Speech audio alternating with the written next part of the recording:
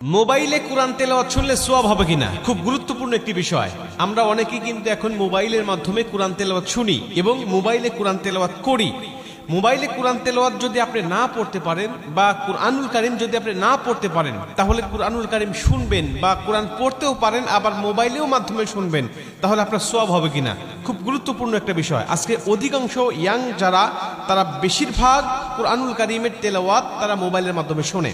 এটা খুবই ভালো বিষয় যে আজকে যুবকেরা গান বাজনা ছেড়ে দিয়ে বিভিন্ন নাটক সিনেমা এগুলো বাদ দিয়ে তারা কুরআনুল কারীমের তেলাওয়াত শুনছে। রাত্রিবেলায় কোরআন তেলাওয়াত শুনতে শুনতে অনেকেই ঘুমিয়ে যাচ্ছে। আর কোরআন তেলাওয়াত শুনলে আপনার সওয়াব হবে কিনা এ ব্যাপারে আল্লাহ পাক স্বয়ং নিজে কুরআনুল কারীমের মধ্যে উত্তর দিয়েছেন। আল্লাহ বলছেন, ওয়াইদা কুরিয়াল কুরআনু ফাসতামিউ লাহু ওয়া আনসিতু লাআল্লাকুম তুরহামুন। আল্লাহ পাক বলছে, যখন কুরআনুল কারীমের তেলাওয়াত হয় তখন তোমরা চুপ থাকো, তোমরা কথা বলো না। ওয়াইদা কুরিয়াল কুরআনু ফাসতামিউ লাহু ওয়া আনসিতু লাআল্লাকুম তুরহামুন, এবং মনোযোগ সহকারে তোমরা শ্রবণ করো, আশা করা যায় যে